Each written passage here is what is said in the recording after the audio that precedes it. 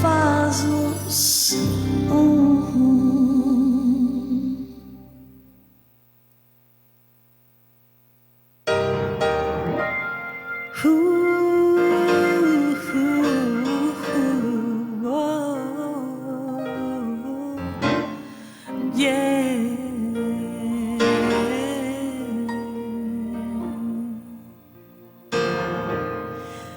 cada momento em que estamos unidos em seu nome, Ele está também em força e poder.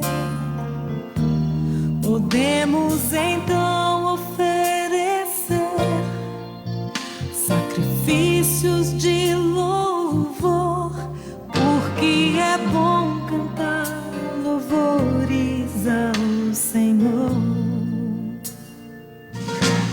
pois tu habitas no meio dos louvores. É doce incenso nossa oração a ti. Nós levantamos nossas mãos como expressão do nosso amor, Senhor. Nós te amamos, sim, Senhor. Sim, Senhor. Cada momento em que estamos unidos em seu nome, Ele está também em força e poder.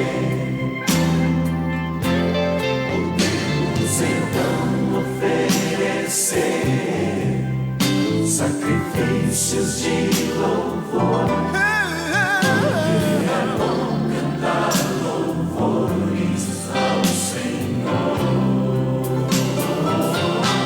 Pois tu habitas no meio dos louvores. Doce incenso nossa oração a ti. Nós levantamos nossas mãos como expressão do nosso amor, ó Senhor. Nós te amamos, ó Senhor. Nós te amamos, ó Senhor. Nós te amamos, sim, Senhor.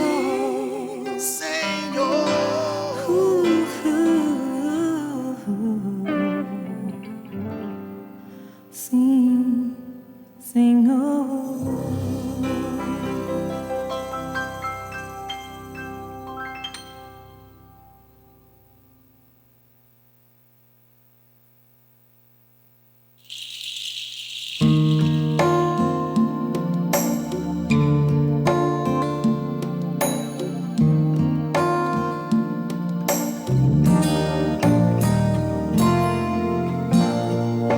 Abrimos o céu,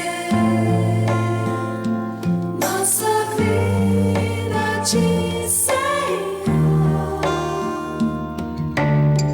nos dá novo coração pra mostrar o teu amor.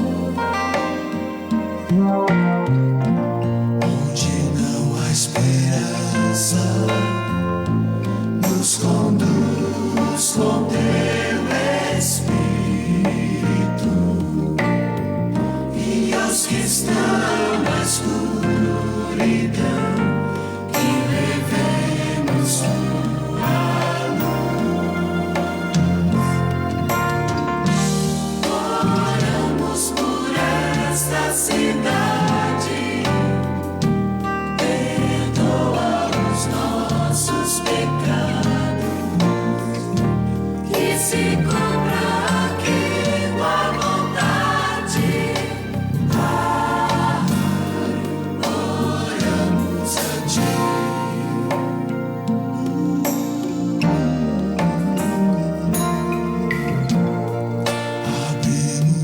nosso ser, nossa vida de Senhor, nossa vida de Senhor. nos dá um novo coração pra mostrar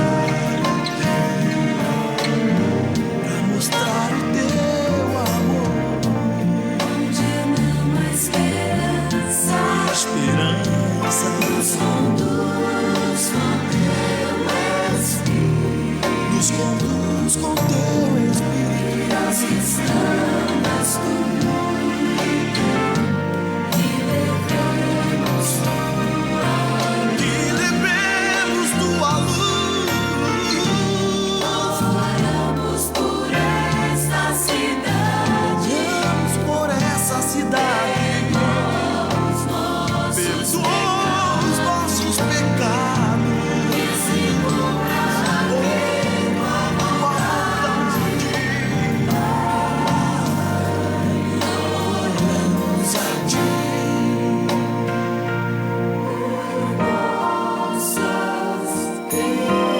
Por nossas crianças, por nosso governo, por nossas famílias. Abençoa-nos,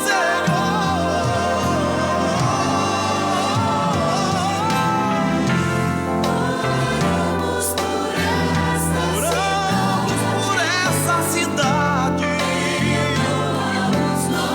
perdoa os nossos pecados, se cumpra aqui tua vontade. oramos a ti, ó Pai, oramos a ti, Pai, oramos a ti.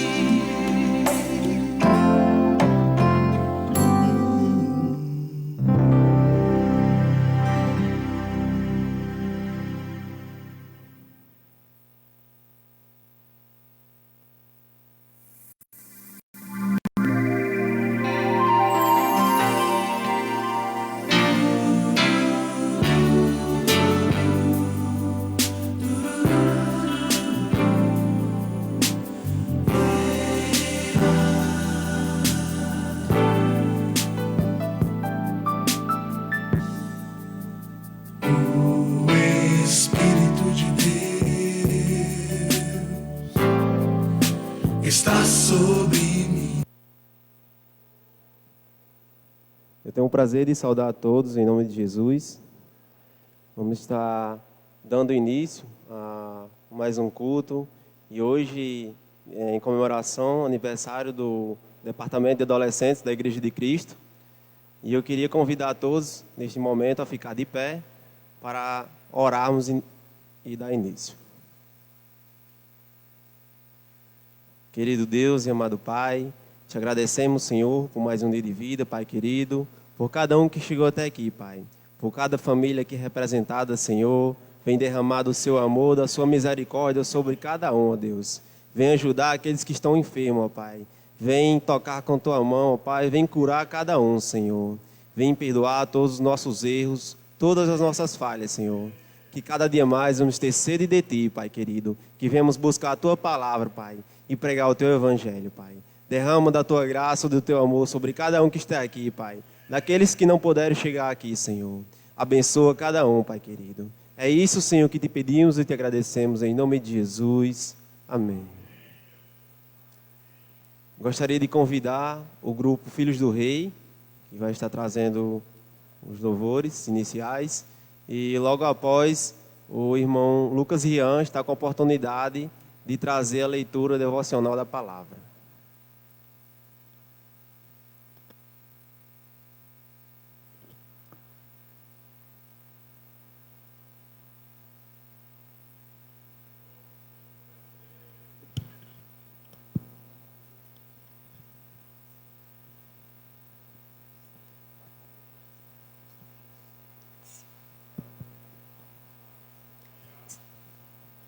Nós saudamos aos irmãos e amigos com a graça e a paz do Senhor Jesus.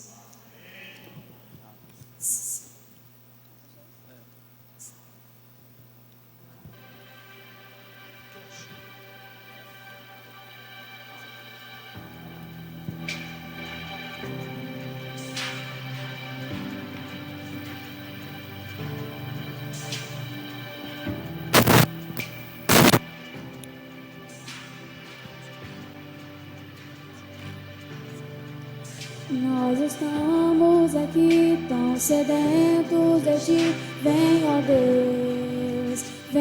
Deus, enche este lugar. Meu desejo é sentir teu poder, teu poder.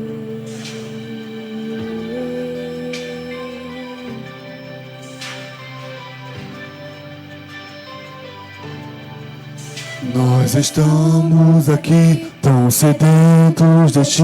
Vem, ó Deus, enche este lugar. Meu desejo é sentir teu poder, teu poder. Então vem me incendiar.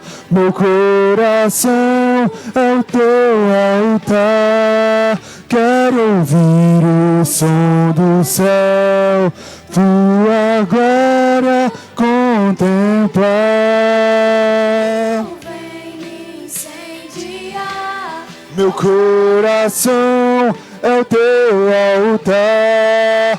Quero ouvir o som do céu, tua glória contemplar.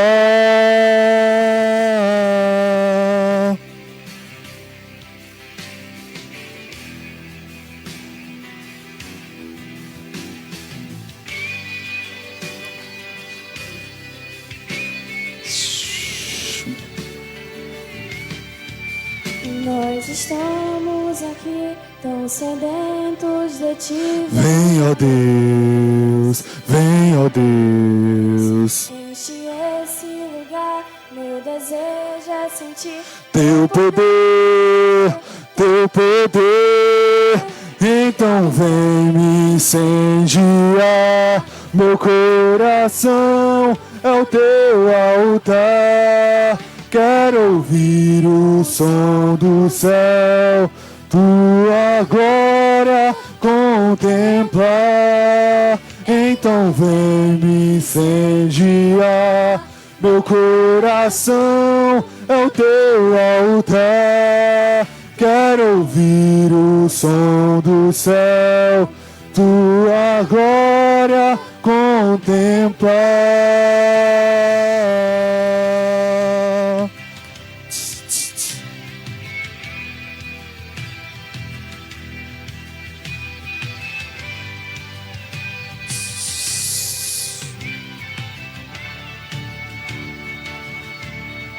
te damos Honra, te damos glória,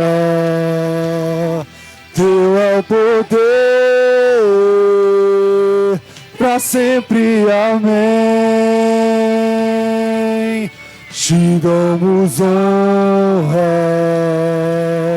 te damos glória, teu é o poder, pra sempre, amém. Te damos honra, te damos glória, teu é o poder, pra sempre, amém. Então vem, te damos glória, teu é o poder, pra sempre, amém. Então vem me incendiar, meu coração é o teu altar. Quero ouvir o som do céu, tua glória contemplar. Então vem me incendiar. Meu coração é o teu altar. Quero ouvir o som do céu, tua glória contemplar.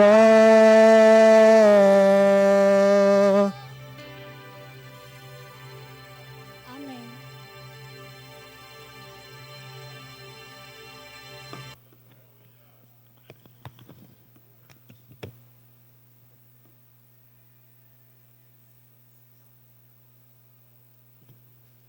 Saúde a todos em nome de Jesus. Convido os irmãos a ficarem de pé e abrir nossas Bíblias em Ezequiel 37.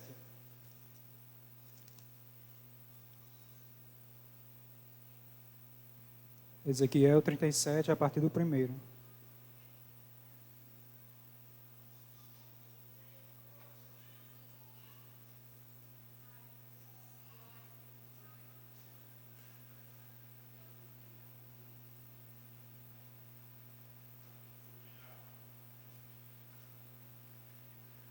Assim diz a palavra do Senhor. Veio sobre mim a mão do Senhor, e o Senhor me levou em espírito e me pôs no meio de um vale que estava cheio de ossos. E me fez andar ao redor deles, e eis que eles eram muitos numerosos sobre a face do vale, e estavam sequíssimos. E me disse, filho do homem, poderão viver estes ossos? E eu disse, Senhor Jeová, tu o sabes. Então me disse, profetiza sobre esses ossos. Profetiza sobre esses ossos e diz-lhes, ossos secos, ouvi a palavra do Senhor. Assim diz o Senhor Jeová a esses ossos, eis que farei entrar em vós o Espírito e vivereis, e porei nervos sobre vós, e farei crescer carne sobre vós, e sobre vós estenderei pele, e porei em vós o Espírito, e vivereis e sabei que eu sou o Senhor.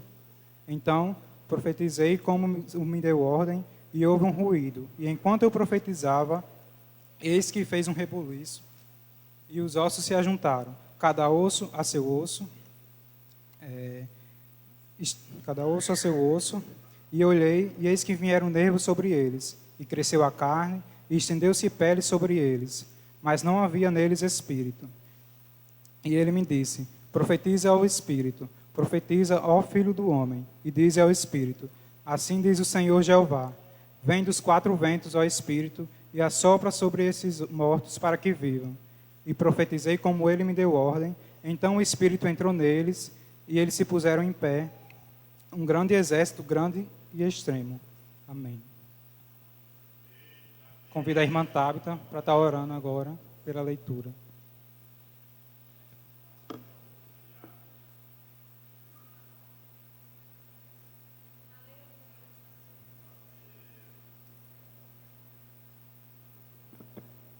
Saúde os irmãos com a graça e a paz do Senhor Jesus.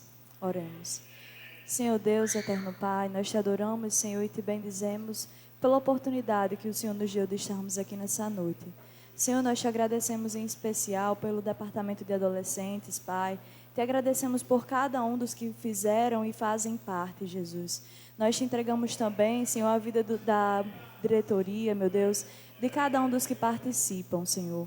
Jesus, muito obrigada por mais esse ano que o Senhor nos concedeu. Muito obrigada por todas as bênçãos que o Senhor nos dá. Muito obrigada também pelo perdão dos nossos pecados, Senhor. Fica conosco e recebe a nossa adoração nessa noite, Pai. Em nome de Jesus, amém. Amém. Neste momento eu gostaria de convidar o Ministério de Louvor Peniel. Também estará com sua oportunidade de trazer o louvor. E logo após o Peniel, a irmã Maria Helena estará com a oportunidade de trazer a ministração da palavra nesta noite.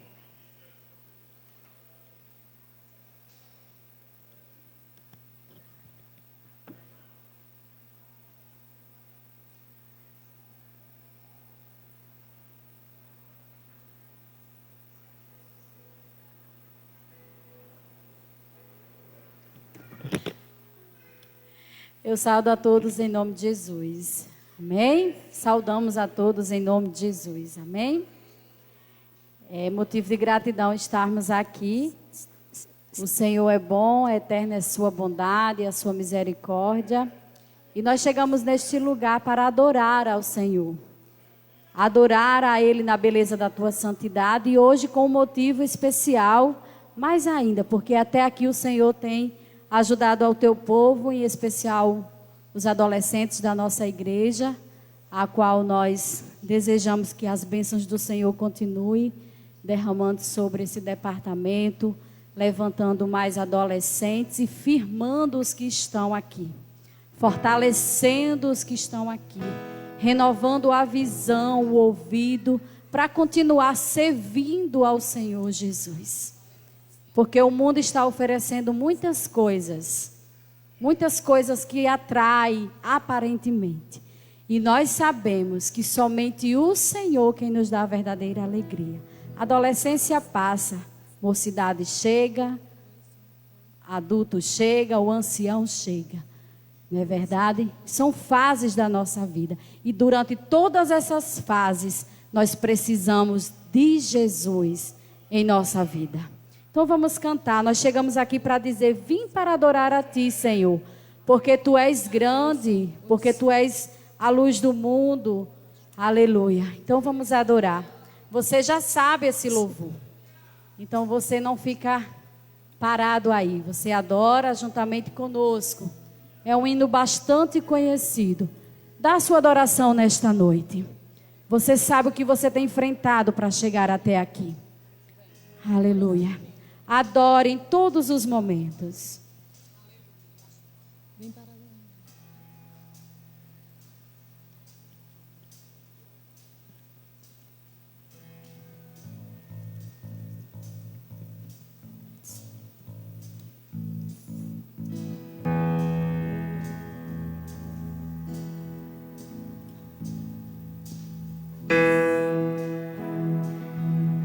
Aleluia.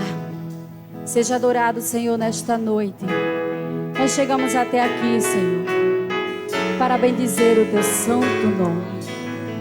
Aleluia.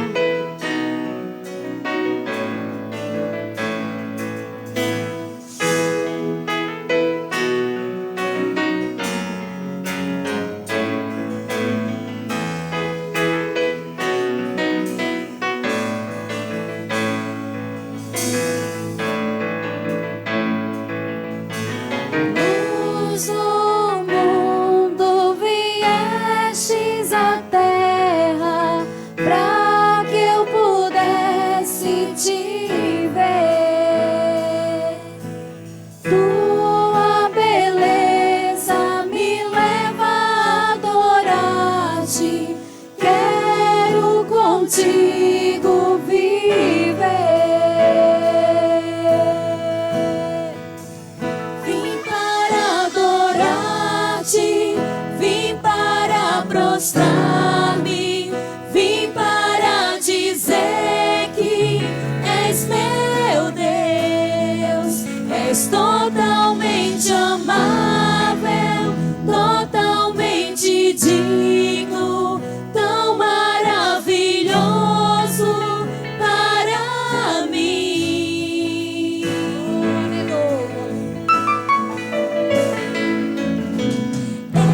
Eterno Rei, exaltado nas alturas, glorioso dos céus.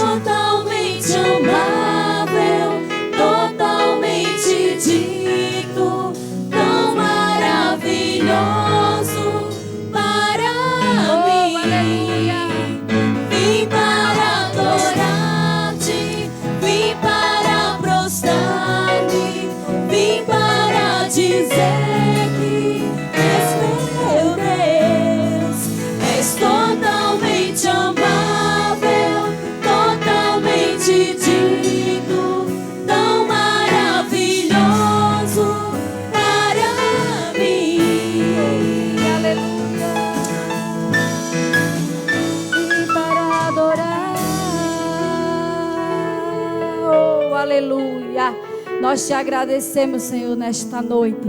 E é isso que nós vamos cantar e celebrar. Você pode ficar em pé, você que está aqui na casa do Senhor. Nós chegamos até aqui. Você e você que nos escuta através da live. É bom render louvores ao nome do nosso Deus. E você aí onde quer que você esteja, adore a Jesus.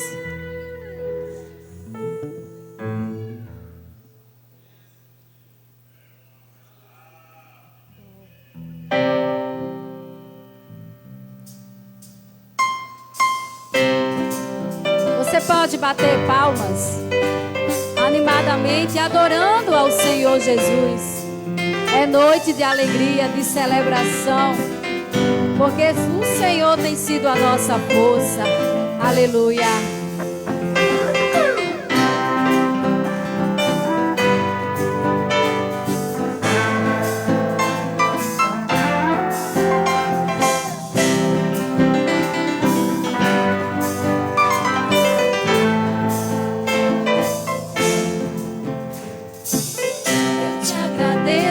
Deus, por se lembrar de mim e pelo teu favor, é o que me faz crescer. Eu vivo pela fé e não desisto. Eu não paro, eu não desisto. Eu sou de Deus, eu sou de Cristo.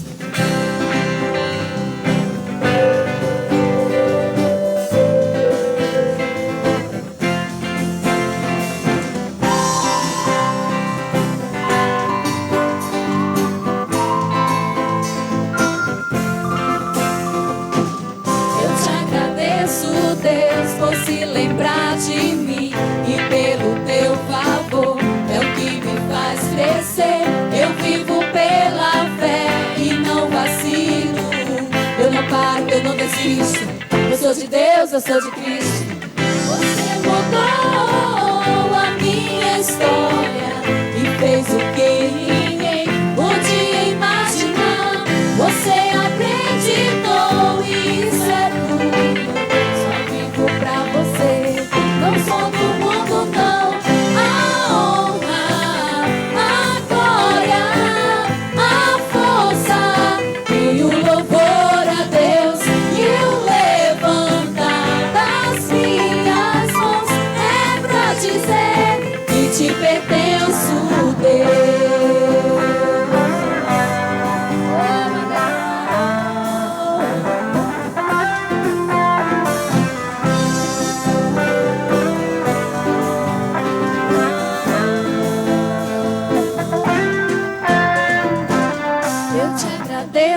Deus que no deserto não me deixou morrer e nem desanimar. E como aquela mãe que não desistiu, você nos esqueceu, você existe. Você mudou a minha história e fez o que ninguém podia imaginar. Você acreditou e isso é tudo. Só vivo pra você, não sou do mundo não. A honra, a glória, a força e o louvor a Deus e o levantar das minhas mãos é pra dizer que te pertenço, Deus.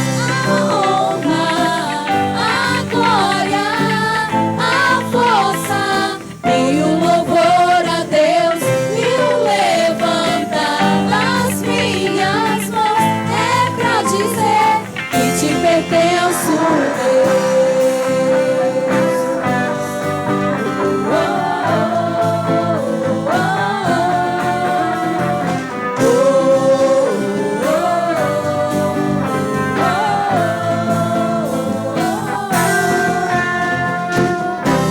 Oh, glória a Deus. Pertencemos a esse Deus maravilhoso. Aleluia.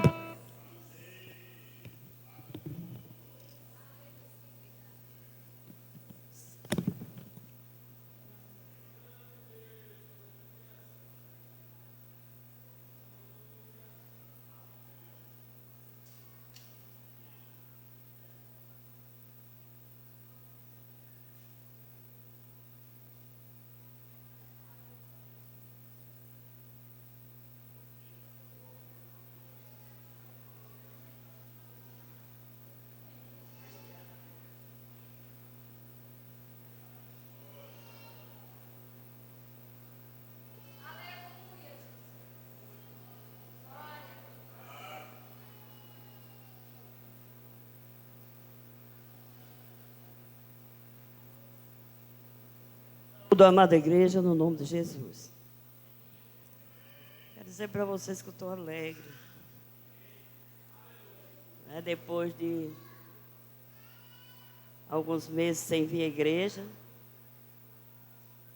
constatar que os nossos adolescentes estão aqui, firmes e fortes do Senhor. Isso é uma bênção, né? O pessoal não costuma dar muito crédito ao jovem. Aposta muito em jovem, adolescente. Mas os nossos, graças a Deus, passaram pela prova. Tudo indica, né? Passaram pela prova dando glória a Deus. Dando glória a Deus. Estão aqui nessa noite, vocês estão de parabéns. E eu estou muito feliz, muito agradecida a Deus por estar participando disso nessa noite, presenciando isso, podendo testemunhar, né? E vocês estão de pé pela graça de Deus. O tema que vocês estão trabalhando para esse aniversário é avivamento. Eu fico feliz também, porque o melhor momento para um avivamento é o momento de crise. Já falei disso aqui algumas vezes, gostaria de repetir nessa noite. Talvez alguém não ouviu, talvez alguém não prestou atenção ou esqueceu. Mas há alguns anos atrás, Deus falou, inclusive, eu acredito que Deus falou em outros lugares, falou por outras pessoas, mas isso que eu vou relatar para vocês nessa noite, Deus falou em Israel, através de uma missionária russa que não sabia falar uma palavra em português. E Deus usou ela falando em português. E havia alguns brasileiros, né, juntos ali, eles se encontraram à frente do túmulo de Jesus, onde eles acham que é o túmulo de Jesus. E eles resolveram fazer uma oração, dar as mãos, fazer um círculo e fazer uma oração. E essa missionária russa começou a falar em português, em alto e bom som. Deus dizendo que ia mandar um grande avivamento para o Brasil. Então, eu creio nessa promessa. Eu não acho que a gente está passando tudo isso à toa, ou de graça, ou sem um motivo, ou sem um propósito maior de Deus. Eu não sei nem o que é que a gente ainda vai ter que passar. Mas eu posso afirmar nessa noite com toda a sinceridade do meu coração, com toda a crença. Depois que nós estivermos vivendo este avivamento, nós vamos cantar aquele hino, valeu a pena. Porque nada na vida da igreja e na vida individual de um crente se compara a um avivamento. O avivamento é nada mais, nada menos do que você estar na presença real de Deus. A gente fala muito sobre presença e canta muito sobre presença, mas a nossa experiência sobre a presença de Deus, ela é muito superficial, ela é muito vaga. Quando a gente escuta falar da experiência de pessoas que realmente estiveram na presença de Deus, você percebe a diferença. A Bíblia diz que quando Moisés passou 40 dias e 40 noites no Monte Sinai, na presença de Deus, quando ele desceu, o rosto dele brilhava tanto que ninguém podia contemplar. Ele precisou colocar um véu. Então, a presença de Deus é uma coisa extraordinária. Mas há alguns passos e algum preço que se paga para estar nessa presença. Porque Deus é santo. E aí você percebe que a gente não pode estar na presença de Deus, ou receber, ou sentir essa presença de Deus na nossa vida de qualquer jeito. Há alguns alinhamentos que precisam ser feitos para que Deus realmente se manifeste no meio da sua igreja. A questão de não vivermos um avivamento, temos vivido alguns movimentos. A questão de não estarmos vivendo um avivamento, nem a nível de igreja, nem a nível pessoal, não é porque Deus não queira não mandar um avivamento. É porque nós ainda não preenchemos as condições de Deus para isso. Você percebe que essa questão de avivamento é tão séria que a igreja primitiva estava vivendo um avivamento. Safiras e Ananias veio e conta uma mentira. E é aquela mentira que muita gente costuma dizer que é uma mentira branca, né? Porque eles omitiram alguma coisa e eles morreram fulminados na presença de Deus. Então, é uma coisa muito séria. Por que isso aconteceu? Porque hoje pessoas pegam o microfone aqui no púlpito e mentem até não querer mais e não acontece nada. Porque nós não temos uma presença real, visível. Se a gente tivesse o avivamento daquele tempo, a primeira mentira que a gente dissesse aqui, Deus também fulminaria. Porque Deus é o mesmo ontem, hoje e eternamente. Então é aquela questão a quem muito se dá, muito se pede. Hoje muita gente brinca com o pecado, brinca de ser crente, brinca de estar na igreja, aí não acontece nada. Por quê? Porque nós não estamos vivendo um avivamento real. No dia que a gente viver, a primeira vez que você fizer isso, você vai se dar muito, mas é muito mal mesmo. Porque com Deus ninguém brinca. Está escrito, de Deus não se zomba. O que se planta, se colhe. Como me deram o texto de Abacuque, eu vou fazer a leitura do capítulo 3, de alguns versículos. Mas eu gostaria de tratar também dessa questão no livro de Isaías, capítulo 6, porque eu queria tratar isso de maneira individual. Né? Ao passo que Abacuque vai tratar isso de maneira coletiva, vai tratar em termos de obra, Deus vai tratar com Isaías de maneira pessoal. E avivamento é isso, avivamento começa com cada um de nós. A gente às vezes fica esperando que o avivamento caia na igreja para a gente pegar carona, mas o avivamento começa por mim e por você, quando a gente se coloca na posição. Então, capítulo 3 do livro de Abacuque, diz assim a palavra de Deus.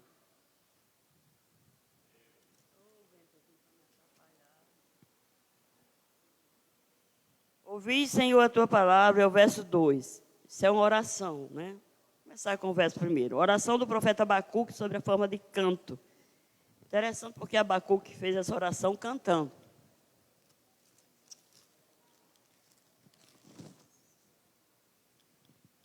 Ouvi, Senhor, a tua palavra e temi. Aviva, ó Senhor, a tua obra no meio dos anos, e no meio dos anos a notifica. Na ira, lembra-te da misericórdia. Deus veio de Tamã e o santo do monte de Parã.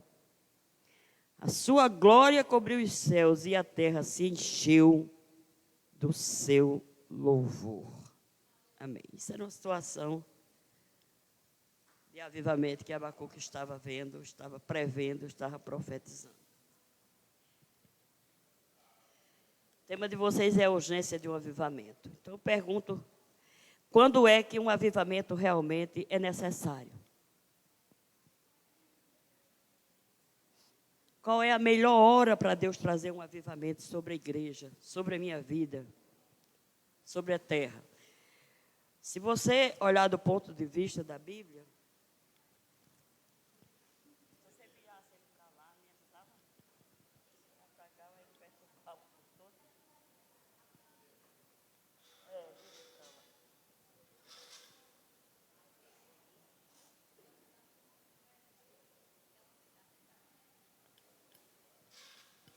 Que o povo proibiram, né? Perturbação.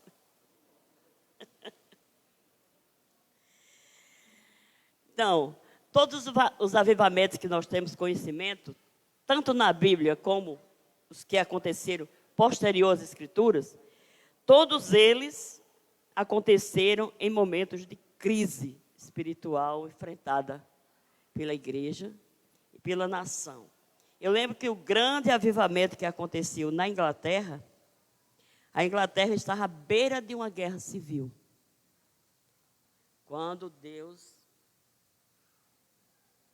mandou o avivamento. Mas como foi que esse avivamento veio? Foi só por causa da situação política, da situação espiritual da Inglaterra? Não. Foi porque alguém reconheceu essa situação e resolveu colocar o joelho no chão e clamar a Deus por misericórdia. Se colocar na brecha, como diz Ezequiel. Ezequiel fala disso, quando ele diz que Israel estava passando por uma crise terrível e Deus procurou uma pessoa que se colocasse na brecha e não encontrou. Mas tinha Jeremias, tinha um monte de gente. Aí por que é que Deus não encontrou ninguém?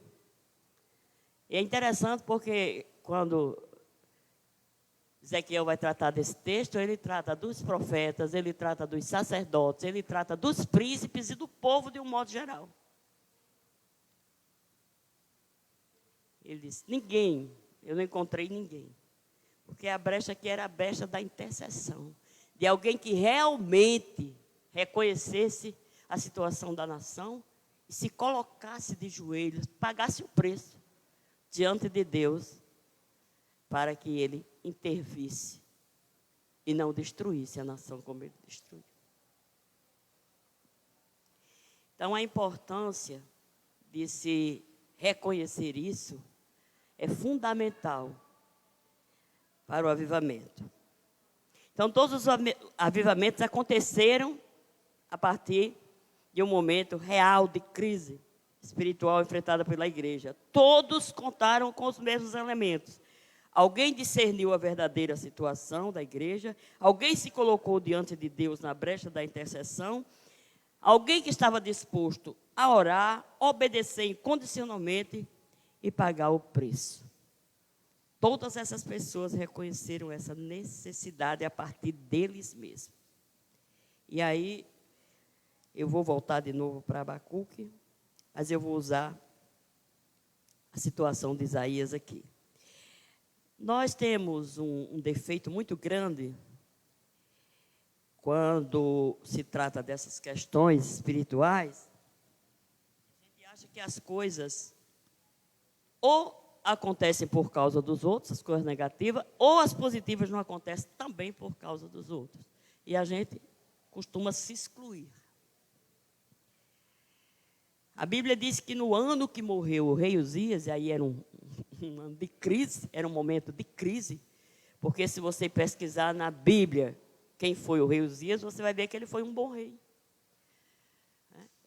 Ele teve o seu erro, se exaltou num determinado momento, ficou leproso por isso, mas ele reinou 55 anos. 52 antes da lepra e mais 3 que foi o filho dele que reinou como regente. A Bíblia diz que Uzias foi alguém que fez o que era reto diante de Deus.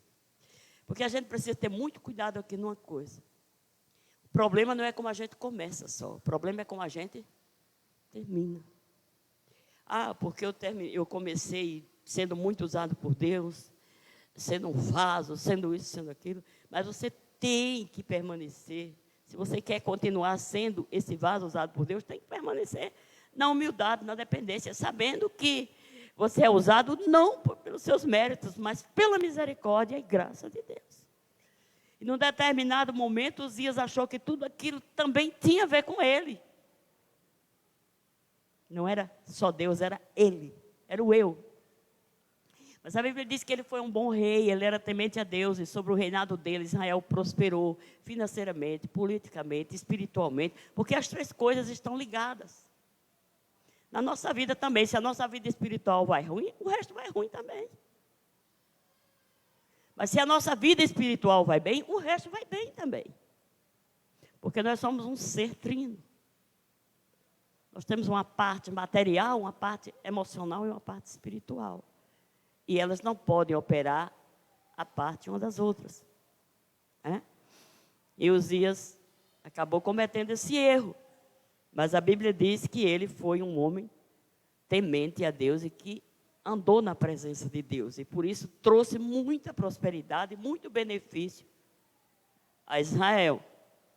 No fim dos seus dias, ele se exaltou, ele quis fazer algo que não era da alçada dele fazer. Eu acho que ele cometeu o erro que muita gente comete. Eu já tenho cartaz com Deus demais. Eu fiz isso, fiz aquilo outro. Deus abençoou. E Deus não abençoa apenas por causa de nós, mas por causa dele mesmo. E aí ele disse, aí eu posso chegar no templo e oferecer incenso a Deus tranquilamente. Sou rei. Mas Deus tinha dito que só quem podia oferecer incenso era o sacerdote. E ele pegou o incensário, tomou da mão do sacerdote, e quando ele fez isso, ele ficou leproso. Porque a gente precisa entender que Deus delimita as nossas funções. Deus diz o que nós podemos e o que nós não podemos. O que é para nós e o que não é para nós. E ele não entendeu isso. Ele achou que tinha muito cartaz com Deus, andava na presença de Deus, era abençoado por Deus e aí podia fazer o que quisesse. Não pode. Você tem que fazer aquilo que Deus determinou para que você fizesse. Nem ir além, nem ficar aquém, mas ficar na posição que Deus nos colocou. Nós somos um corpo, e um corpo tem membros. E os membros têm funções diferentes. É um corpo só. Mas o olho não tem a função do pé, o olho não tem a função da mão, o nariz não tem a função do ouvido. Cada um tem a sua função. E nós precisamos entender isso e buscar em Deus qual é a nossa, ou se a gente tem mais de uma, não sei. Qual é a nossa função. Então, o que aconteceu? No ano que Uzias morreu, tendo sido essa pessoa, através da qual Deus abençoou a nação, fez a nação prosperar, dizem que Isaías era parente dele, né? E às vezes, quando eu leio essa história, quando eu leio esse fato na Bíblia, eu lembro de uma história. Diz que tinha um rei, um reinado que tinha um rei, né? E esse rei adoeceu. Estava acamado para morrer, e aí uma senhora idosa, crente, mulher de oração, sentiu esse desejo de ir lá visitar o rei e dar uma palavra a ele. Mas disse que esse rei era ruim, que não valia nada. E ela foi lá, visitou e orou por ele. E ele foi e ficou abismado, porque ela orou para Deus curar e abençoar. Ele disse, a senhora está orando por mim, para eu ser curado, para eu continuar vivo, porque acho que o reino todinho está querendo que eu morra. Aí ela diz assim, a situação é o seguinte, meu rei. Eu sou desde o tempo do seu avô. Seu avô era ruim. Aí veio seu pai, era mais ruim do que seu avô. Agora veio você, é mais ruim do que seu pai e seu avô junto. Sabe qual é o meu medo? É que o próximo que vier seja mais ruim do que você, seu pai e você junto. Então, era mais ou menos assim. Israel tinha aquele histórico de reis bons e reis ruins. Então, Uzias era um rei bom. Então, você queria que esse rei não morresse, porque você temia que viesse um, como de fato veio, que não era igual a ele, e era ruim. E aí a preocupação de Isaías, de ficar desorientado, desnorteado, atribulado.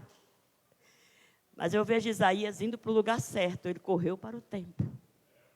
O que ele faz? Ele vai buscar uma direção. Ele está sem orientação, ele está desorientado. Aí ele diz, eu preciso da presença de Deus, eu preciso de uma palavra, eu preciso de uma direção de Deus.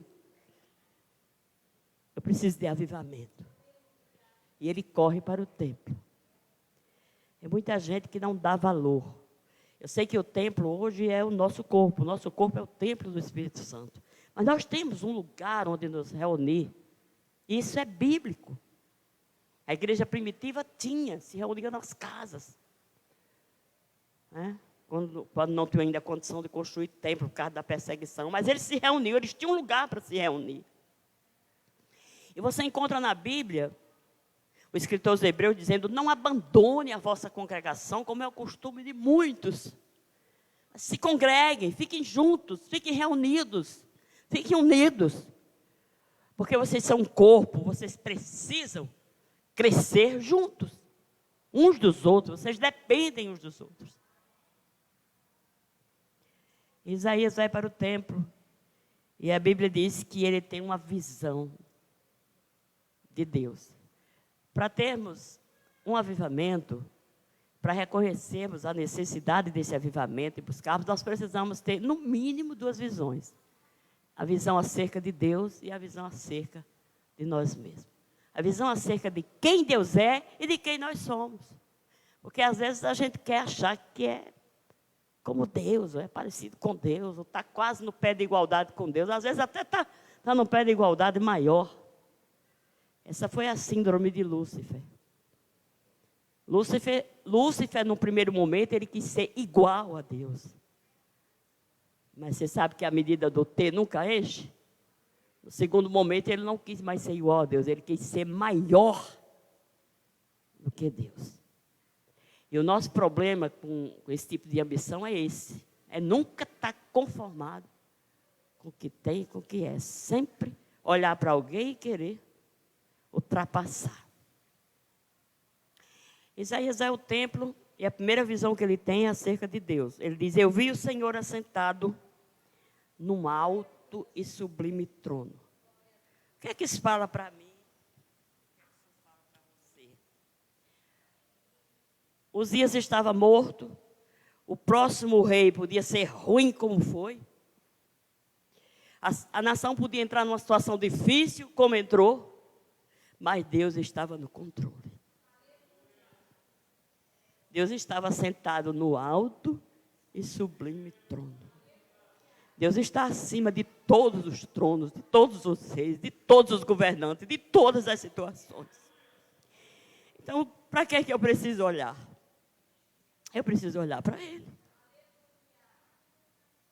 Eu posso passar por situações de dificuldade na minha vida? Posso e vou passar. Faz parte da nossa vida aqui. Mas eu sempre tenho que ter na minha mente, no meu coração, que Deus está no controle das situações da minha vida. Que nada vai acontecer na minha vida além do que Deus projetou para ela. Essa crença que vai me manter de pé. Que vai me manter com os olhos fitos do Senhor Jesus. Deus está sentado num alto e sublime trono. E a sua glória enche não só a casa, o templo, mas a sua glória enche toda a terra. Agora, Isaías tinha essa visão antes de entrar no templo, antes de buscar a presença de Deus? Não. Como é que eu posso olhar para um mundo do jeito que ele está hoje e ver a glória de Deus?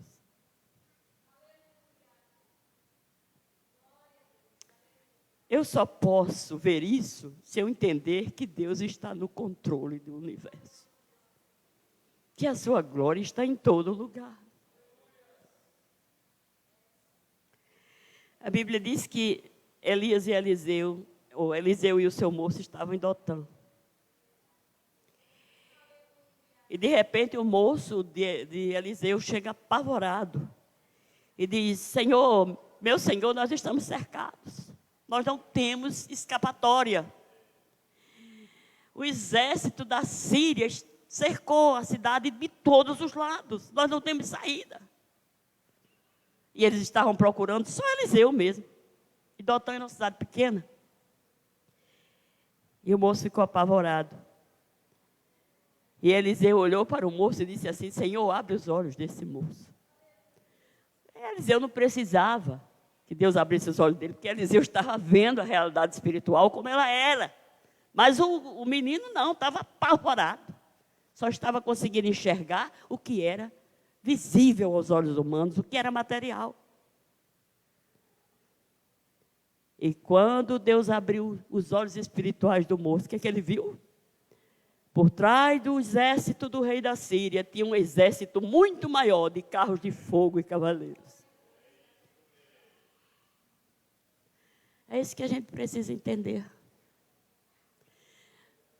A gente não consegue ver a glória de Deus no meio de tudo isso que estamos passando, mas ela está lá. Ela está.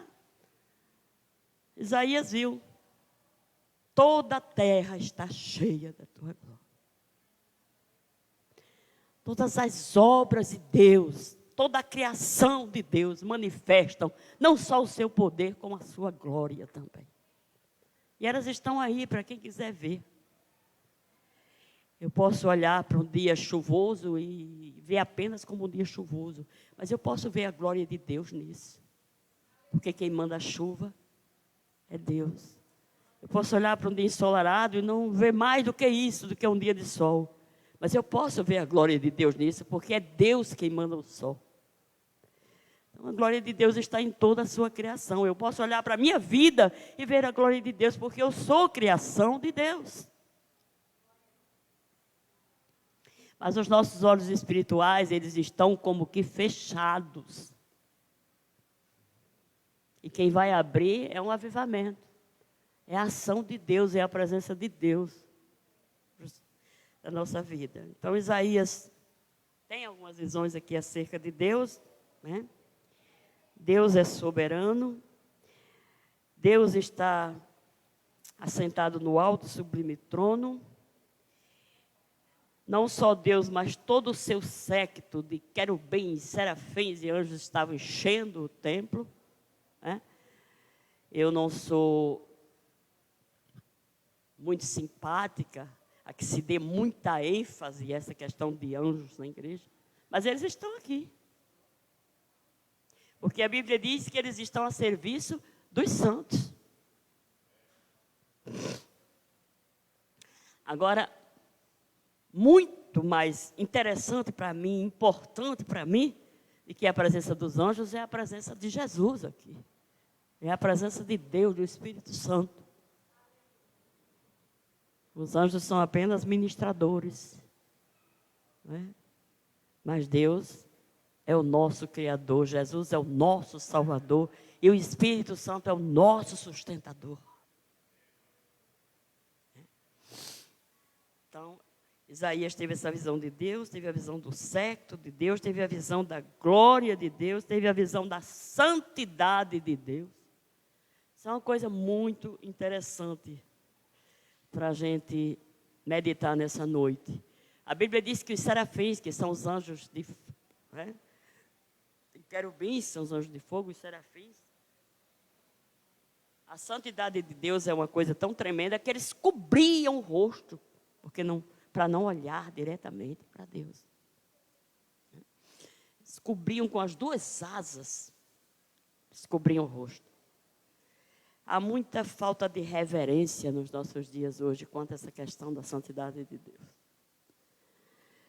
Isso mostra que eu não posso chegar na casa, que eu digo que é consagrada, dedicada a Deus, e que venho para adorar a Deus, de qualquer jeito. Se os serafins cobriam a cara, imagine eu.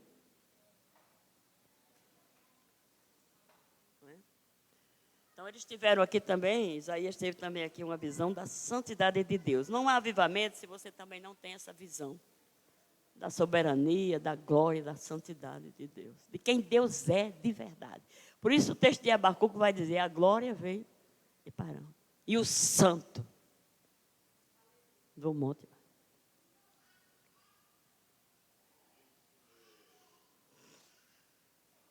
E os serafins estavam acima dele, cada um tinha 6 asas. Com 2 cobriu o rosto, com 2 cobriu os pés, e com 2 voavam. E clamavam uns para os outros, dizendo, Santo, Santo, Santo é o Senhor dos exércitos, e toda a terra está cheia da sua glória. E aí os umbrais das portas se moveram com a voz do que clamava, e a casa se encheu de fumaça, que era um símbolo da presença real de Deus. E aí o que aconteceu? Aí você tem a visão de Isaías acerca dele mesmo. Então Isaías disse, ai de mim. Isaías era um príncipe, era um profeta, era um homem de Deus. Mas olha o que ele diz, ai de mim. Eu sou um homem de lábios impuros. Ele primeiro olhou para dentro dele. Ele primeiro teve a visão acerca dele. Ele podia ter dito, eu sou 100%, eu tenho um cartaz com Deus, eu estou na presença de Deus, eu oro, eu jejum. Então, ai dos que estão ao meu redor. Mas ele não disse, sai de mim, que sou um homem de lábios impuros e habito no meio de um povo de impuros lábios. Então, primeiro ele olhou para a situação dele, para poder olhar para a situação dos outros. Então, avivamento pessoal é isso. Primeiro eu tenho que olhar para mim. Né? Ah, eu venho para o culto foi frio. Mas o culto foi frio por quê? Porque fulano cantou sem unção, porque a pregação não valeu de nada, porque os irmãos não tinham reverência, estava todo mundo conversando. Não. O culto foi frio porque você chegou aqui frio. E além de chegar frio, você não chegou com desejo de esquentar, de adorar. Porque busca a Deus, avivamento, adoração é individual. Eu posso me juntar com todos vocês aqui, vamos adorar a Deus. Vamos. Mas alguns podem estar adorando e outros não. Porque a adoração é algo que vem do coração. Não adianta eu chegar aqui com o microfone na mão, vamos dar glória a Deus. Eu ouvi uma certa vez um pastor dizer, até certo ponto eu não vou discordar, não. Ele disse que a gente não dá glória a Deus porque sente Deus, mas a gente dá glória para sentir. Tem as suas razões. Mas vai ter gente que vai dar glória a Deus o culto todinho e não vai sentir a presença. Vai dar por um hábito, vai dar porque os outros estão dando, vai dar porque o pregador está dizendo alguma coisa que está mexendo com ele. O emocional dele. Deus não está nem aí para isso, não. Quando você lê na Bíblia, aquele texto de Josué, e Josué mandou Acã dar glória a Deus, ele mandou Acã dar glória a Deus confessando o pecado dele. Confessa. Dá glória a Deus, meu filho. Vem aqui na frente e diga que foi você, o que é que você fez. Por que é que essa perturbação veio sobre Israel? Aí ele foi lá e disse, eu roubei uma capa babilônica, escondi, eu roubei uma barra de ouro, escondi. Eu não tenho fé que esse projeto vá dar certo. Eu acho que eu preciso preciso me garantir aqui com alguma coisa, que eu não sei como é que isso vai ser. Uma boa barra de ouro e uma boa capa babilônica já dá para eu garantir alguma coisa. Porque quem não vive por fé é desse jeito. Vive desobedecendo, vive pecando. Vive se agarrando no material. Então não adianta só dar glória a Deus e continuar agarrado com o pecado. Você pode passar o culto todinho dando e sair daqui pior do que o que entrou. Então, dar glória a Deus, é por isso que Paulo disse que o nosso culto, ele não pode ser apenas um culto emocional, mas tem que ser um culto também racional. Eu tenho que ter convicção daquilo que eu estou fazendo, do culto que eu estou prestando a Deus. Uma certa vez, eu li sobre um pastor, é pastor no Rio de Janeiro, não sei mais onde ele é hoje, e estava falando sobre essa questão de dar glória a Deus aleatoriamente, e ele disse que um dia estava no púlpito pregando, a mãe dele estava na UTI, muito mal, e aí quando ele estava pregando, alguém chegou e deu a notícia a ele que a mãe tinha falecido. Aí ele continuou pregando, mas quando ele terminou de pregar, ele disse, irmãos, eu recebi uma notícia agora, que a minha mãe faleceu. Aí a irmã, glória a Deus. Aí ele disse, irmã, você está dando glória a Deus, porque foi a minha, não foi a sua. Mas ela dava glória a Deus o culto todinho, ela nem prestou atenção no que é que o pastor tinha dito. O pastor disse, minha mãe faleceu, eu vou precisar me retirar agora, né, antes do culto terminar. A minha presença está sendo requisitada no hospital e eu vou ter que ir, porque a minha mãe acabou de falecer. A irmã, glória a Deus.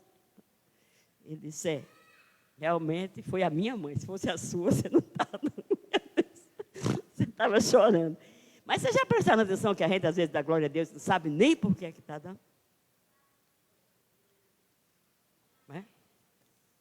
É bom a gente prestar atenção nisso. Isaías disse, ai de mim, que eu tenho lábios impuros. O que ele está reconhecendo aqui? Ele está reconhecendo que é alguém que está em situação de pecado. Alguém que está precisando de purificação, alguém que está precisando de misericórdia, alguém que está precisando de perdão. E a gente precisa de perdão todo dia, porque a gente peca contra Deus por palavra, por obras e por ações. Às vezes nem sabe que peca. Por isso que quando o publicano se apresenta diante de Deus, lá no texto de Mateus, o fariseu, ele diz: eu dou graças a Deus porque eu dou dízimo, eu jejum, eu oro. Quer dizer, eu não peco. Aí a Bíblia diz assim: aquele que diz que não peca, já está pecando, é mentiroso. Já está cometendo o pecado da mentira, porque não tem homem que não peque. E a verdade é essa, todos nós pecamos. Paulo vai dizer em Romanos: todos pecaram, todos foram destituídos da glória de Deus. A gente não vai para o céu, não é porque não peca, não. A gente vai para o céu porque é pecador, remido, redimido, lavado, comprado pelo sangue de Jesus. É por isso que a gente vai para o céu. Mas pecar, a gente peca. Agora a gente precisa evitar repetir. Né? Ter cuidado com essa questão. Mas Isaías reconhece isso. Com toda a sua bagagem, ele reconhece isso. Eu sou um homem de lábios impuros. Quer dizer, eu preciso de purificação, eu preciso de perdão, eu preciso de misericórdia de Deus, eu preciso de graça de Deus. E habito no meio de um povo de impuros lábios. Quer dizer, os que estão ao meu redor estão na mesma situação que eu.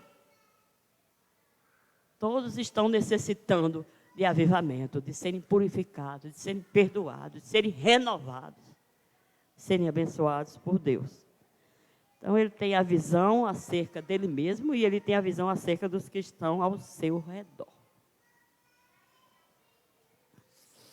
E aí ele diz que quando ele tem essa visão, o que acontece? Quando ele reconhece, a mesma coisa que o publicano fez lá, que a Bíblia diz que o fariseu se mostrava impecável, sem pecado, e aí o publicano não tinha coragem nem de olhar para cima, só batia nos peitos e dizia: tem misericórdia de mim, ó Deus, que eu sou um miserável pecador.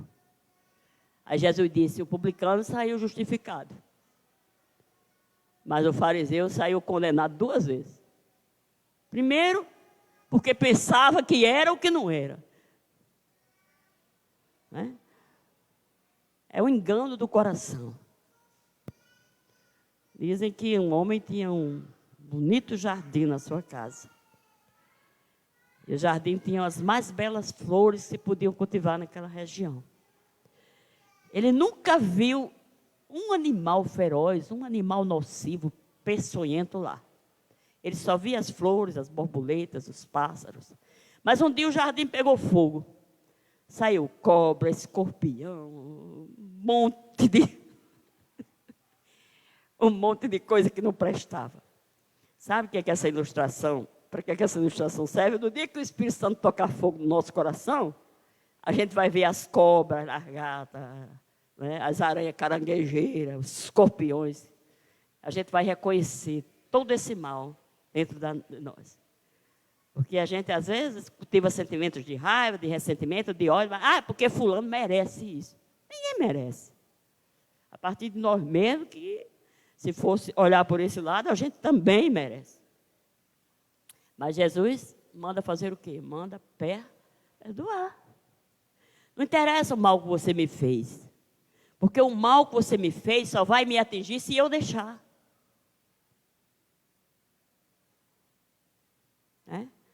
Então, quando o Espírito Santo toca fogo no coração, a gente vai perceber que não é como Isaías, que não é tão bom, tão santo, tão legal.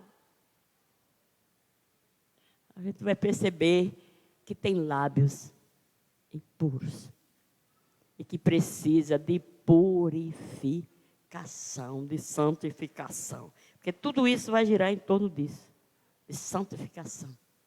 Porque sem santificação não tem presença de Deus na vida, não tem avivamento na nossa vida. Isso que a Bíblia diz: buscai a paz e a santificação, sem a qual ninguém verá o Senhor. Verá o Senhor que está na presença dele. Isso é sério. Muitos hoje não levam mais isso em consideração, mas é sério.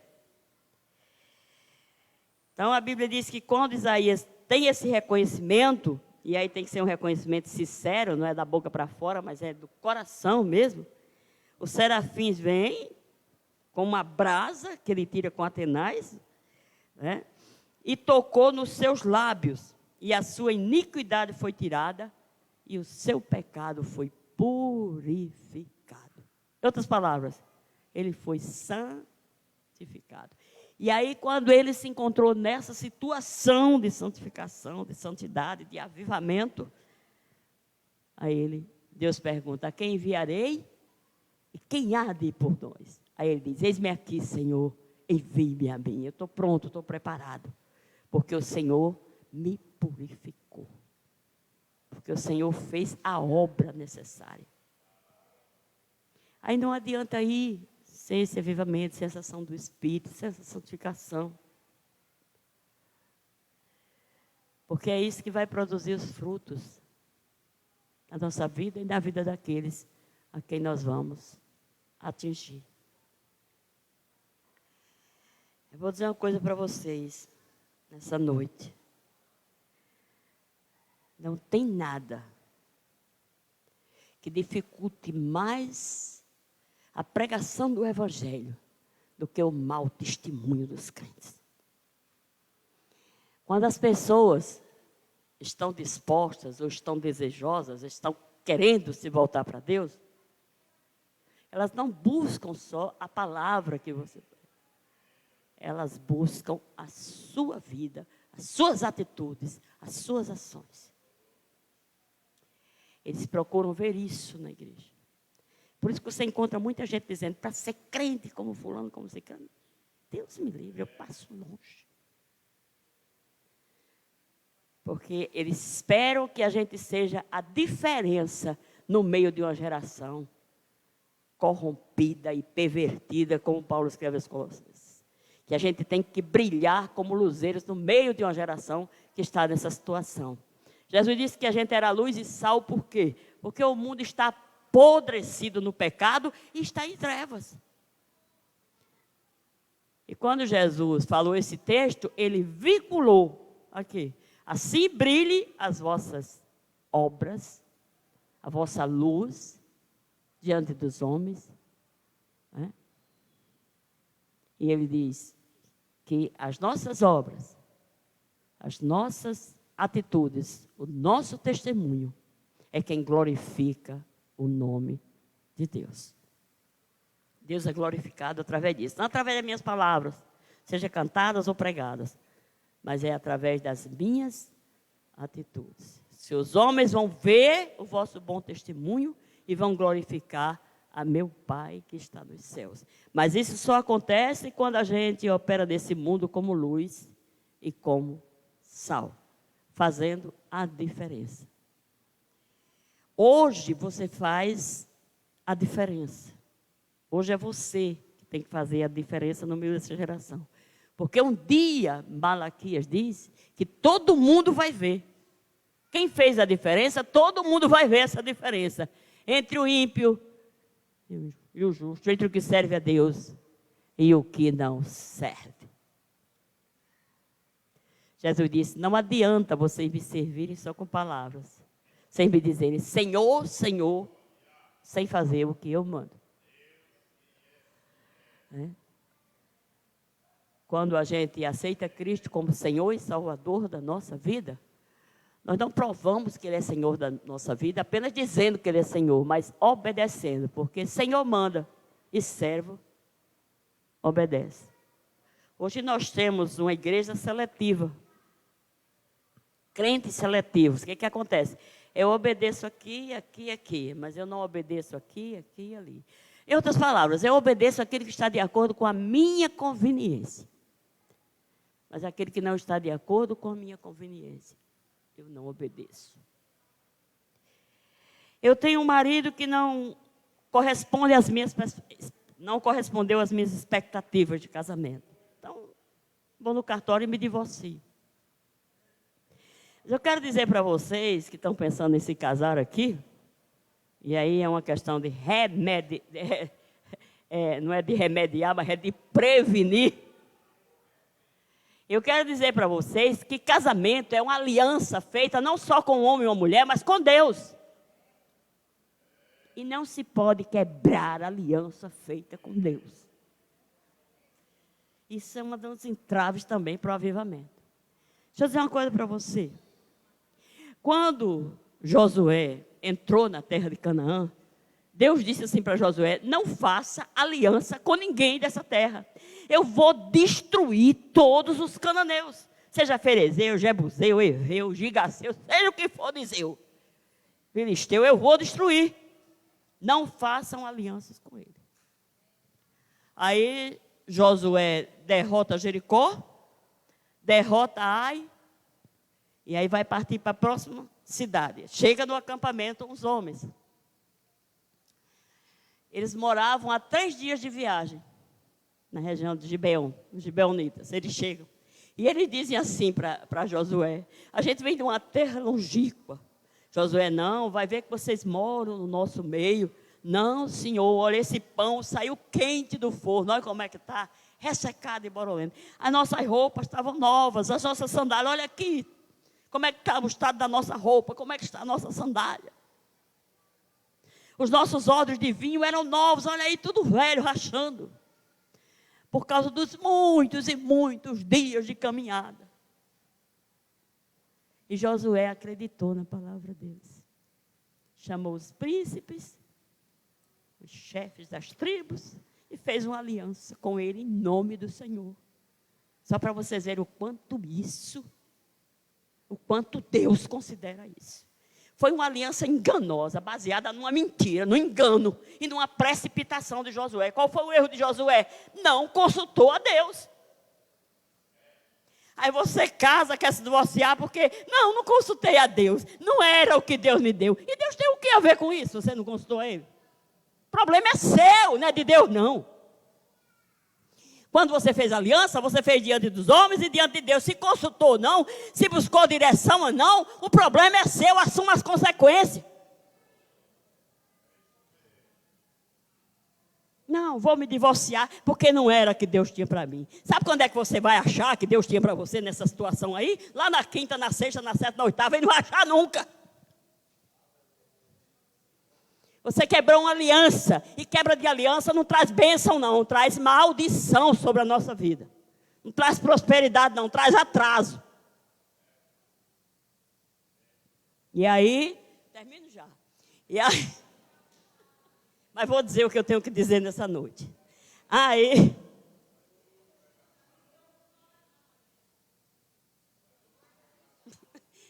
eu apeteço a você, o pastor. Parece que eu tenho que obedecer o pastor. Estou perdendo tempo. Bom, o que acontece? A aliança foi enganosa, foi mentirosa, foi baseada no engano, numa mentira. Mas Deus honrou. Por quê?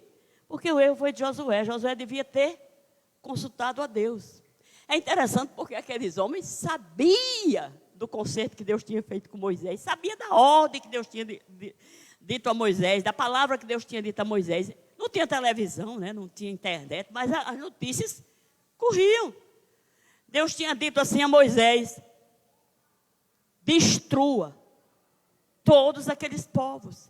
Eu vou dar a terra para vocês, mas nenhum dos moradores deve subsistir. É para destruir todos, homens, mulheres, crianças, todos.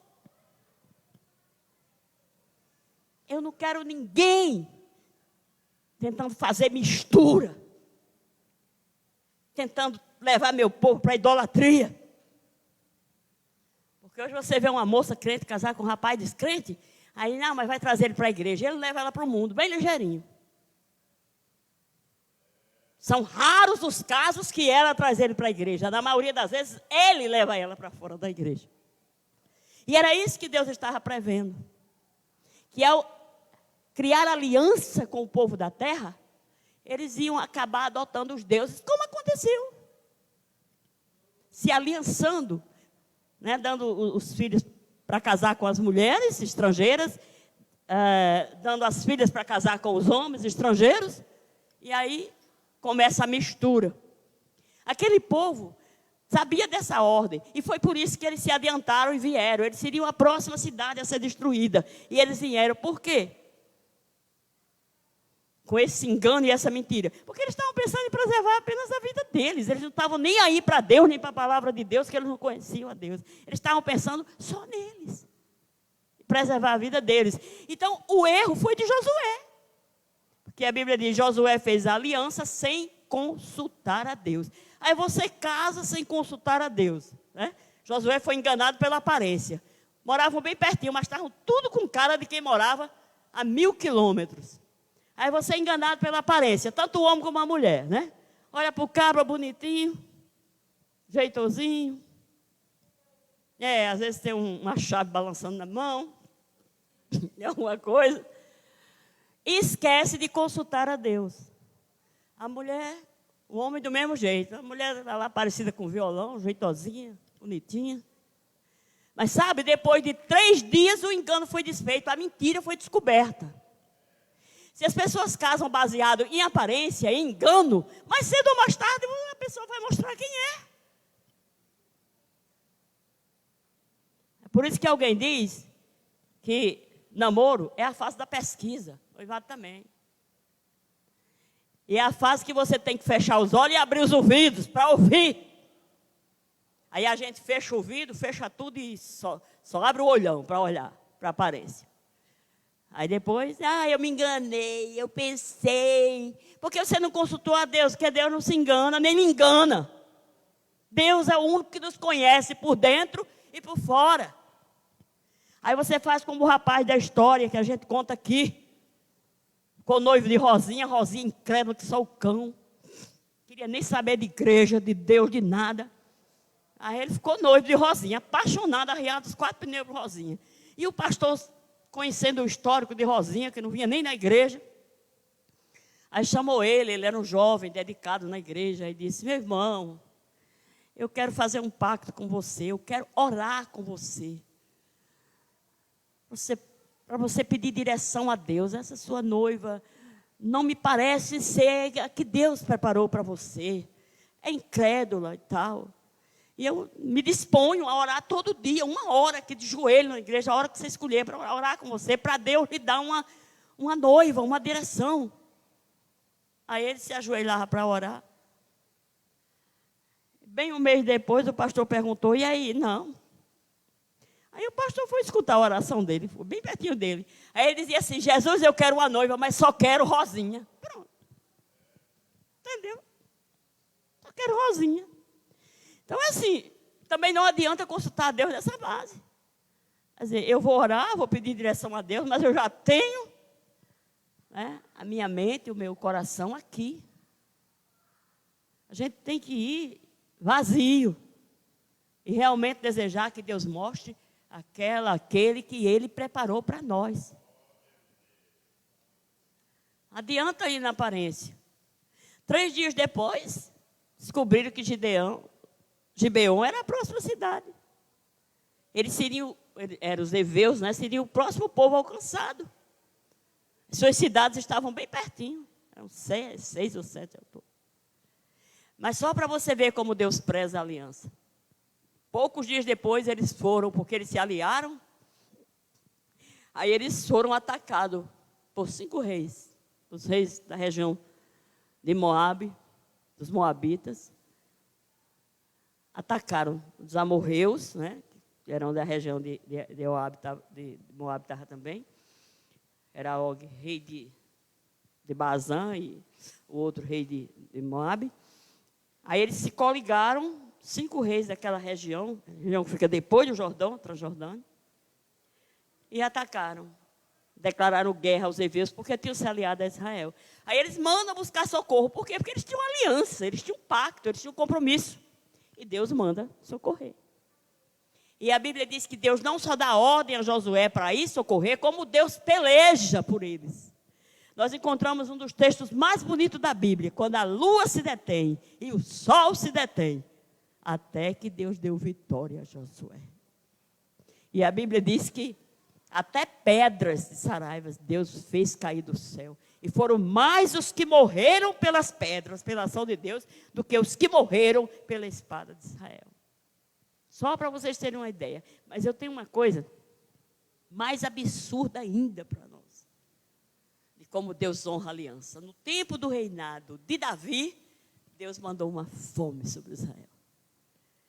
E Davi procurou saber, era um homem segundo o coração de Deus, ele procurou saber a origem daquela fome. E Deus disse que era por causa da guerra que Saul tinha começado contra os gibeonitas. Num zelo sem entendimento, né? Não consultou a Deus, não sabia o que era aliança, porque se ele soubesse, sabia que Deus respeita a aliança. Quem não respeita é a gente, mas Deus respeita. E aí o que acontece? Davi vai aos gibeonitas e ele diz, olha, nós não queremos dinheiro, nós não queremos guerra, não queremos matar ninguém em Israel. O nosso problema é com a casa de Saul, que tentou, que nos perseguiu, que tentou nos fazer desistir, não subsistir em termo nenhum de Israel. Nosso problema é com a casa dele. E Davi disse, o que é que vocês querem que eu faça? Me dê 7 homens da casa de Saul, para a gente enforcar diante do Senhor. E a Bíblia diz que quando Davi fez isso, a praga cessou sobre Israel. Viu como Deus honra a aliança? Aí a gente casa, faz uma aliança diante de Deus, e aí, por qualquer coisinha, a gente desfaz e acha que Deus avaliza isso. O maior problema é esse. Pois é, nessa noite você fica sabendo que Deus não avaliza isso. Que Deus não invalida a aliança. A Bíblia diz, tem uma coisa que Deus odeia. Está lá em Malaquias. Eu odeio o divórcio. Eu odeio o repúdio. Eu odeio o homem que abandona a mulher da sua mocidade por outra. Eu tenho ódio, eu tenho nojo, eu abomino isso. Agora a gente ou engole a Bíblia do jeito que ela é, ou então deixa para lá. E vai atrás dos conceitos mundanos e malignos que existem hoje. Eu prefiro ficar com a palavra. Porque eu nunca vi ninguém contra a palavra para se dar bem. Quem nos faz prosperar, quem nos abençoa, é a obediência à palavra de Deus. Então, eu vou ler alguma coisa que eu coloquei aqui para encerrar. É a minha conclusão. Amém, amém, é amém mesmo. Se eu achar meu papel. Não, é bem pouquinho. Passos para avivamento. No livro de Abacuque, que foi onde vocês basearam o tema de vocês. Então, uma situação real de crise enfrentada pela nação. Um clamor pelo profeta que não estava sendo ouvido. Um grito de denúncia sobre violência que não vinha livramento. A presença da iniquidade de forma assintosa. Tinha violência por todos os lados. Contenda, litígios, são pelejas. A lei frouxa, a lei parcial, né? Que a lei é para ser imparcial. Parcial, sentença para o justo demorada, o ímpio cercando o justo, a perversão do juízo, Deus trabalhando no silêncio e na obscuridade. Quando Abacuque começa a denunciar todas essas coisas, sabe o que é que Deus diz para ele? Abacuque, você só está vendo isso.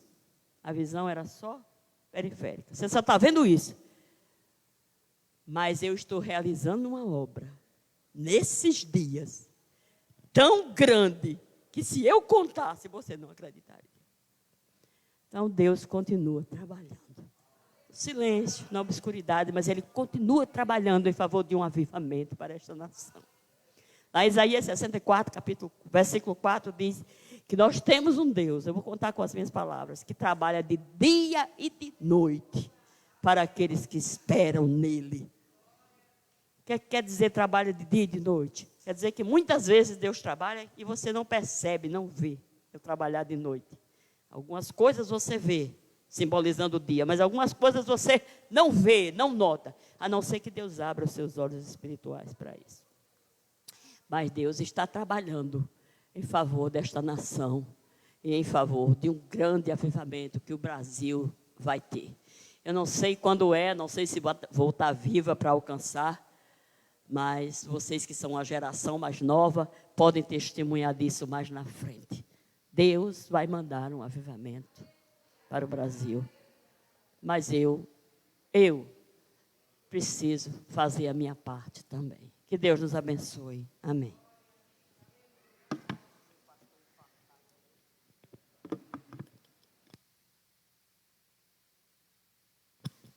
Amém. Que a palavra tenha ficado plantada em nossos corações, que temos absorvido tudo o que foi dito aqui. E desde já eu quero agradecer a cada um que chegou até aqui nesta noite para apoiar o nosso trabalho. E quero convidar o Filhos do Rei para trazer o louvor. E vamos estar com a oportunidade de estar ofertando. E logo após, o pastor Davi estará com a oportunidade de trazer a oração encerrando o nosso trabalho.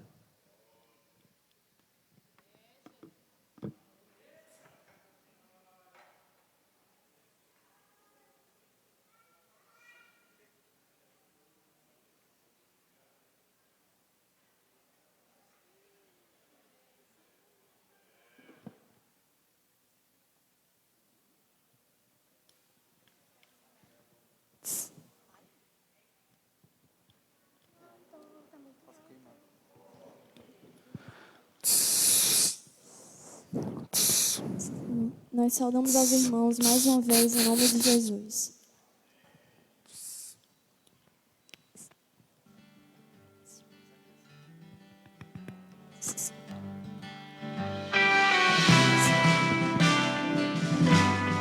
Oi.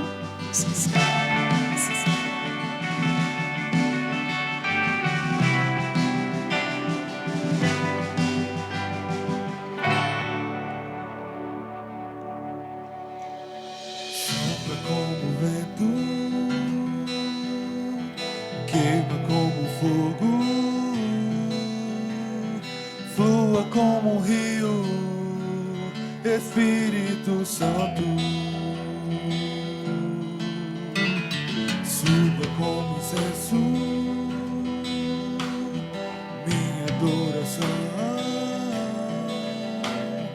Vou me derramar, Espírito Santo. Faça queimar meu fogo, faça fluir meu rio neste lugar. Espírito Santo,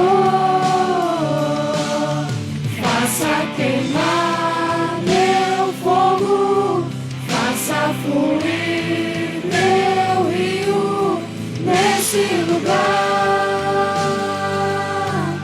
Espírito Santo.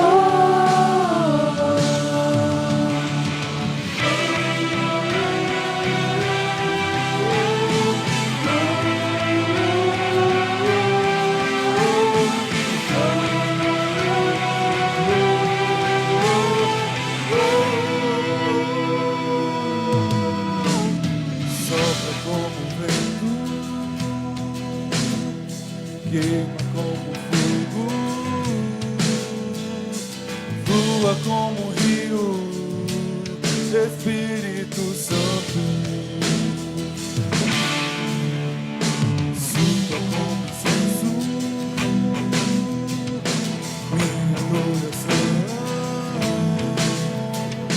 Vou me derramar, Espírito Santo.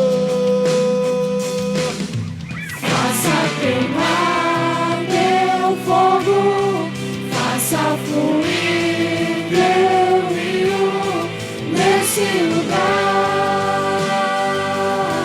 Espírito Santo, faça queimar meu fogo, faça fluir meu rio nesse lugar. Espírito Santo.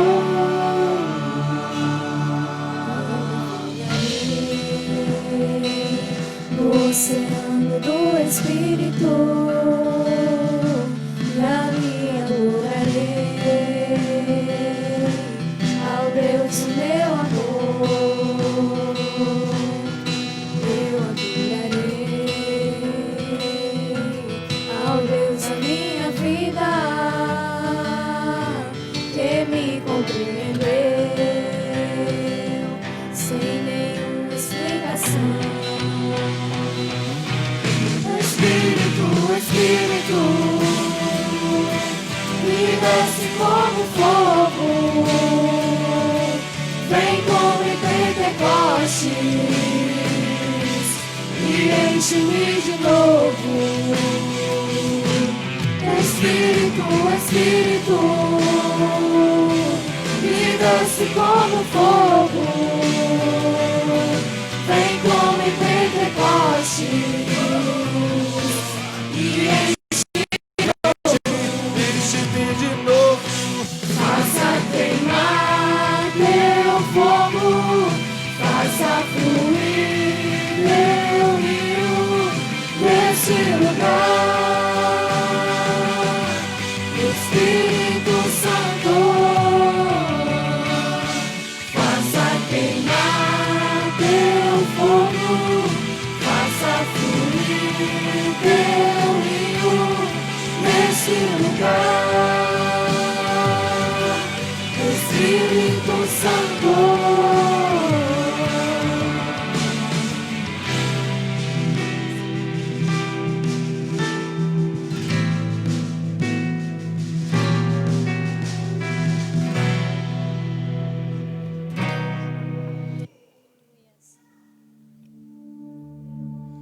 Vem me visitar hoje aqui.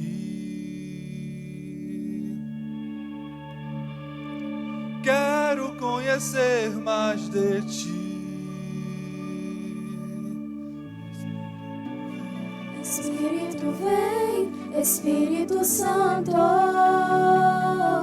Espírito vem, Espírito vem, Espírito Santo.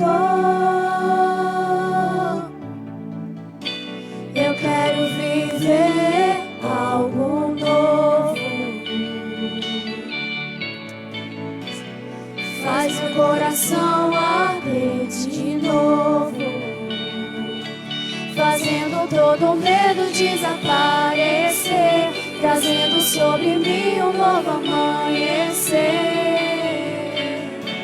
Eu quero viver algo novo. Vem me visitar hoje aqui. Quero conhecer mais de ti. Espírito vem, Espírito vem, Espírito Santo. Espírito vem, Espírito vem, Espírito Santo. Espírito vem, Espírito vem, Espírito Santo. Espírito vem, Espírito vem, Espírito Santo. Eu quero viver algo novo. Faz meu coração arder de novo, fazendo todo o medo desaparecer, trazendo sobre mim um novo amanhecer.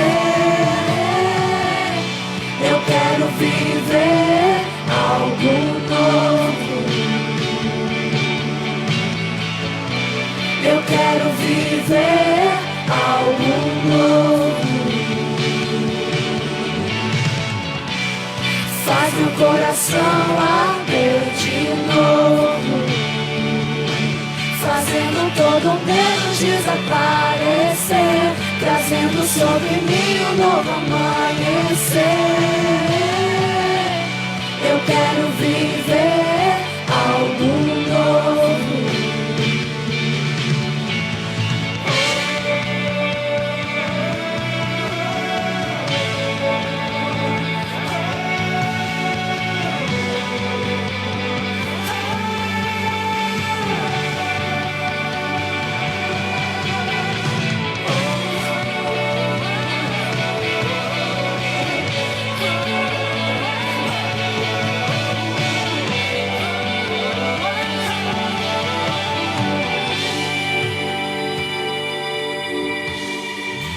Santo Espírito desce como fogo, Santo Espírito desce como fogo, incendeia, incendeia. Santo Espírito, desce como fogo. Santo Espírito, desce como fogo. Incendeia, incendeia. Santo Espírito, desce como fogo. Santo Espírito, desce como fogo. Incendeia, incendeia. Santo Espírito, desce como fogo. Santo Espírito, desce como fogo. Incendeia, incendeia. Santo Espírito, desce como fogo. Santo Espírito, desce como fogo. Incendeia, incendeia. Santo Espírito, desce como fogo. Santo Espírito, desce como fogo. Incendeia, incendeia. Santo Espírito, desce como fogo. Santo Espírito, desce como fogo. Incendeia, incendeia. Santo Espírito, desce como fogo. Santo Espírito, desce como fogo. Incendeia, incendeia, incendeia, incendeia, incendeia, incendeia, incendeia, incendeia, incendeia, incendeia. Incendeia, incendeia, incendeia, incendeia, incendeia, incendeia.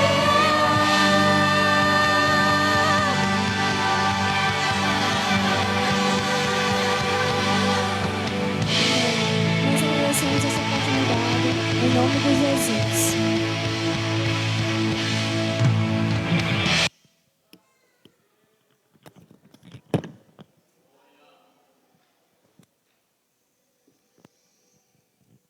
Amém, graças a Deus. Nós queremos parabenizar o departamento de adolescentes da igreja que resistiu à caminhada, e aqui estamos agradecendo ao Pai Celestial pelos tempos de existência e de caminhada. Vamos ficar de pé e vamos agradecer com uma oração. Pai Celeste, nós te bendizemos e te agradecemos, porque chegamos a este lugar para te adorar e te bendizer. Abençoe o departamento de adolescentes da nossa igreja e ajuda-nos a continuar na caminhada. Visita cada um, Senhor. Derrama a tua graça, a diretoria, os que trabalham, os que orientam, que o teu nome seja exaltado. Nós te pedimos, Senhor, porque sabemos que tu és fiel. E o amor de Deus, nosso Pai, a graça de nosso Senhor e Salvador Jesus Cristo, seja com todos vós, hoje e sempre. Amém, meu Deus. Amém, meu Deus. Amém. Deus os abençoe, no nome de Jesus.